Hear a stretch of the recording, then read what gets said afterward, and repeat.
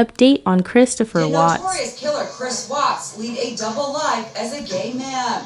29-year-old Trent Bolte claims he met Watts on the dating app Meet Me. He said he didn't know if he was bisexual or gay. Bolte first came to public attention last August when he spoke anonymously to HLN's Ashley Banfield. Chris Watts' former lover. Now he's decided to come forward and let his face be seen. Police took Bolte's story seriously and made public this interrogation video. So we talked about money for sex, how you guys met, the amount of time you guys met. We talked a little bit more about Chris.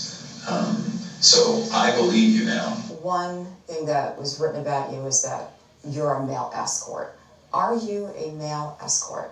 No, I am not a male escort. Bolte says he and Watts sometimes got hotel rooms, which Watts paid for. He says Watts also paid for his lip injections. Did Chris Watts pay for you to have other cosmetic procedures? He paid for Botox in my forehead and around my eyebrows. He shared several messages between the two of them. "I miss your face," Watts wrote in this text. Bolte said they did what most couples do and watched Netflix together. We got him into Orange is the New Black.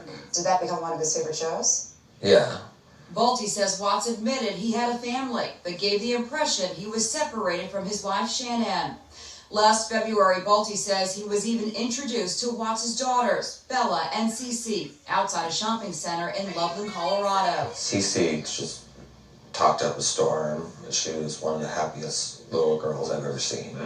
And Bella was very shy. What was he like with his own kids? He was very attentive, very loving. Did they seem scared of him?